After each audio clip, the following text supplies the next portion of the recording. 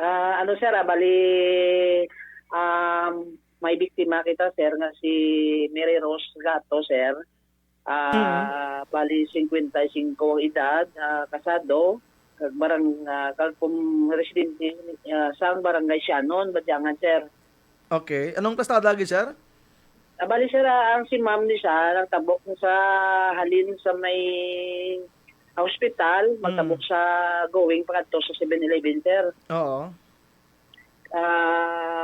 Ano man na may kapadulong pagtabok niya, ano man nga may nagapadulong nga motor, Mm. kakwaya makita, kag wala man makita sa driver nga ang nagtabok si ma'am, kag aksidente siya nga nabungguan. Kamusta si Mary Rose, yun yung biktima? So far, bali under observation sa surgery sa Haniway District Hospital, sa iyang sustain nga sa iyang natuo nga ano sir nga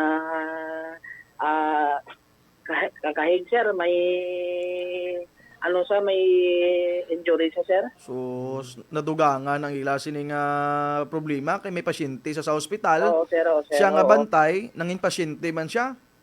Oo sir, oo. So, yung driver sa motorsiklo, sir, kamusta? Nagano siya? Ang driver sa motorsiklo, ara man sa sir sa Haniway District Hospital, kay na-admit man sa sir. Kay Jesus. may sustain man sa sir nga ano sa iya nga guya sir. Laban-laban. Kay lampos kay diaulo sir. Laban-laban wala helmet driver no? Wala man sir, wala helmet. Kay daw nalipungan sabi sir. Oh, ano man din hindi uso helmet da, sir? Uso man sir kay galing ang pulis man nabila naman tayo kay ginarimayan man naton sila sa ila safety galing anon mo yang tawo kung kung hindi nila mag-suksok bisan na naton kang remind wala kita mahimo. Ano abi kayang pagbakal nila sa helmet para ya sa pulis, hindi para sa ulo nila, sir?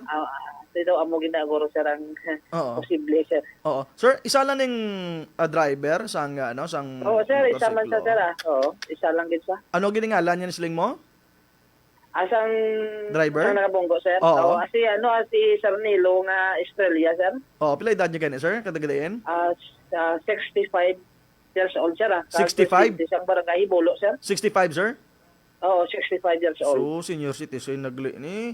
Kanong rason nga way gid malikawan ning nagtabok sa dalan man? Waya gid siya makita man sir kay siyempre base sa ano bala kay kaman mo kay ang kadadlong sang dalan kay ulan-ulan man sir. Jesus. Oo, kay si Ma'am Basi kung waya man makita balang may approaching man nga motor nga padulong kag amo siya tabok kay motor aksidente nga nabungguan man ni sir. Basto gulan sa Haniway, sir. Halin gina sa aga sir medyo doga unta tapos maulan naman sir. Ang biktima to ang pasyente ni Mary Rose to sa ospital, ano to ya ko no, sir, na disgrasya man to? Wala lang ko idea sir sa iya yan to nga pasyente sir Oo, sige, sir. Amo walang disgrasya, malin kay na sa aga, wala man, no? Wala man sir Oo, tawhay man dahil sa pagsilibran niyo sa Christmas ng ligad ni Adlaw? So far sir ano man sir matawhay man sir nga aton nga bato sir.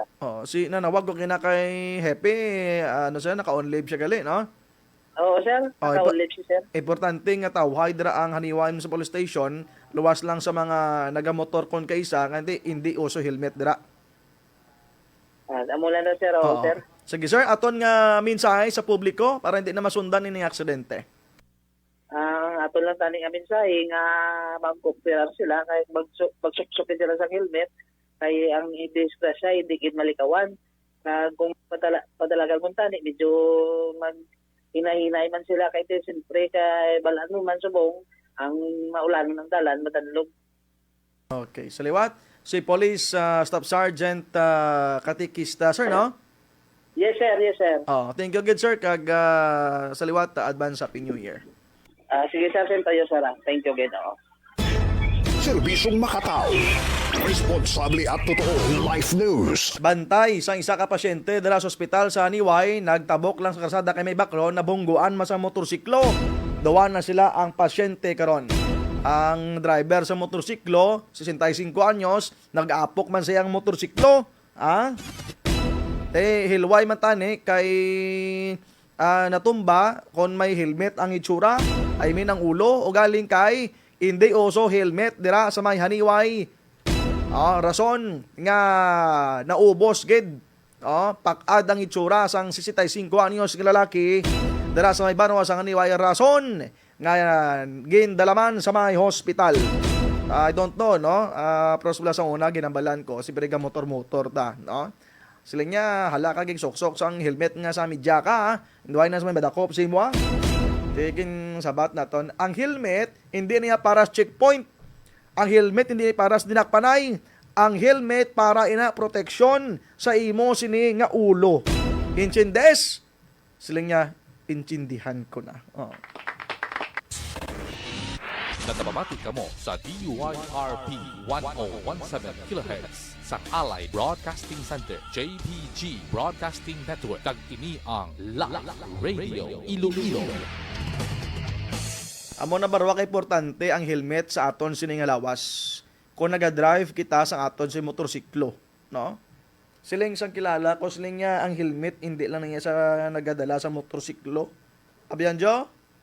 Pati ka na eh? Ang helmet kuno nila para sa naga-drive sa motorsiklo.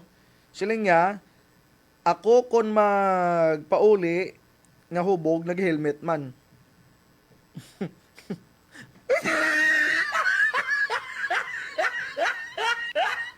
Kay kon magpuli sa gali abyanjo nga nakainom siya, ginalampusan sa ni Mrs. isang labador. Tiyan mo na nga gasok-sok kaya sang helmet.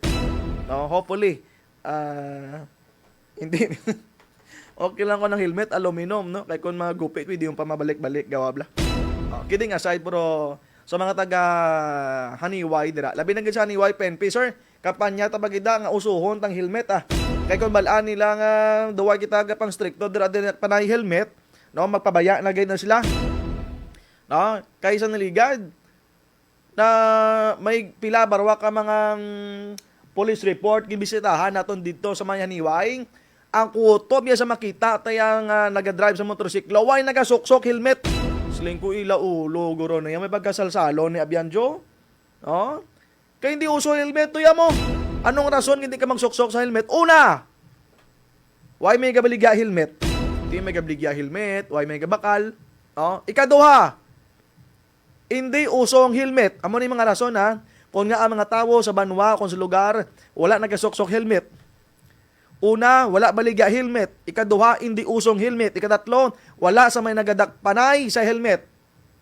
Ikaapat, wala siya motorsiklo. Alangan, masuksok helmet karon wala ka man drive motorsiklo, no? So muna, ning tandaan naton sa aton simukuturan nga kung mag-drive kita sa atong motorsiklo, suksok helmet. Kaya disgrasya, wala pili. Matumba ka da, kung may hapin ulo mo, makasafe ikaw. Sige. Oras sa Pilipinas, alas 4. Okay. Alas 4. Yan, sagad. Cellphone ang dala ni Delio. May hindi po cell. Di Serbisyong makatao, responsable at totoo life news.